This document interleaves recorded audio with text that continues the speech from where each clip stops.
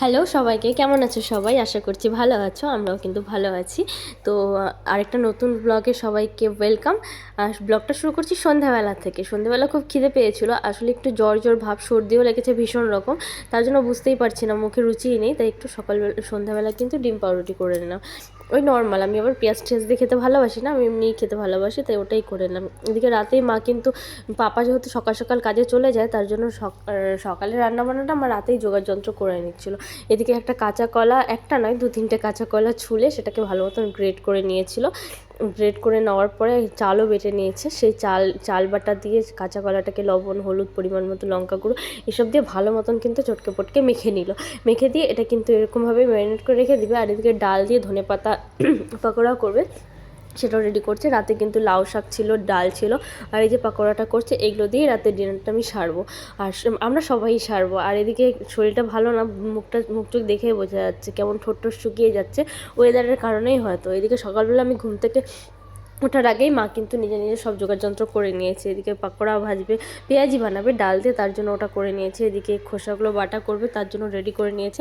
আসলে না, আমি ঘুমিয়েছিলাম, আমাকে মা ডাকেনি, মা নিজে নিজেই ক্লিপসগুলো নিয়েছে।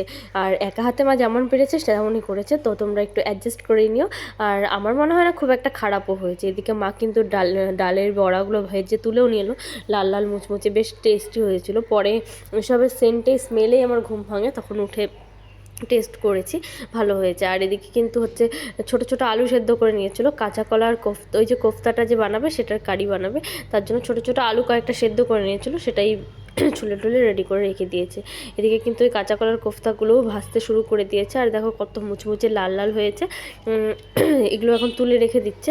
আর অন্য আরেকদিকে কড়া বসিয়ে দিয়েছে, সেখানেও কিন্তু তেল দিয়ে কয়েক টুকরো কোয়াশ সেগুলোই ছিল, সেইটাও ভেজে রেখে দিয়েছে। আসলে খালি আলু পাপা খুব একটা পছন্দ করে না, কোয়াশটা থাকলে সেটা দিয়ে খেয়ে নেবে। এদিকে মশলা ফোড়ন দিয়ে মশলাও দিয়ে দিয়েছে, মশলাটা ভালো মতন কষে আসলে ওই ভেজে রাখা কোয়াশগুলো দিয়ে দিয়ে দিচ্ছে জল।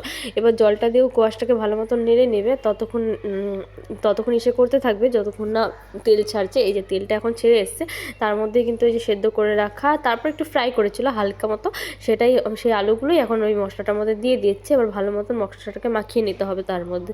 এর মধ্যেই কিন্তু ঝোল দিয়ে দিয়েছে।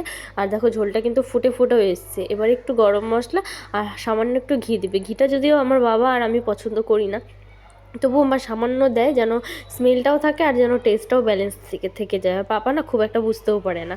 তারপর এদিকে তরকারিটা তো তৈরি হয়ে গেছে, দেখে দেখে মনে হচ্ছে খুব ভালো হয়েছে, পরে খেয়ে জানাবো কেমন হচ্ছে। আর এদিকে ওই যে কোয়াশ আর কাঁচা কলার যে খোসাগুলো ছিল, সেটাই রসুন, কাঁচা লঙ্কা এসব দিয়ে কিন্তু বাটাবাটি করে নিচ্ছে। ক্লিপসটা একটু আগে পিছে হয়ে গেছে, তো কিছু মনে করো না তোমরা সবাই। তারপরে একটু তেলে কালো জিরে ফোড়ন দিয়ে ওই বাটাটা কিন্তু সাদলে নিয়ে তুলে রেখেছে।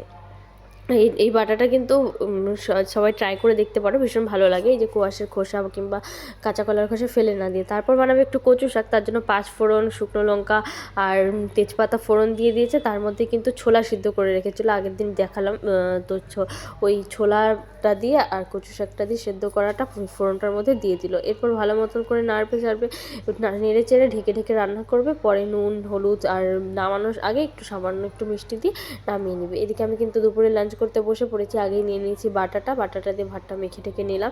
মেখে টেকে আমি খেয়ে দেখি কেমন লাগছে। আসলে জ্বরের মুখ তো এই বাটাটা ভালোই লাগছে খেতে। আর এমনি তরকারি কিছু ভালো লাগছে না। এইদিকে দেখো আমাদের গাছে কি সুন্দর ফুটফুটে ফুল হয়েছে, কতগুলো গোলাপ, আরও কতগুলো কড়ি রয়েছে। এই গাছটায় কিন্তু বেশ থোকা থোকা ফুল হবে, বেশ ভালো লাগবে। তো চলো তোমরা চ্যানেলটাকে সাবস্ক্রাইব করে দিও। টাটা, রাধে রাধে।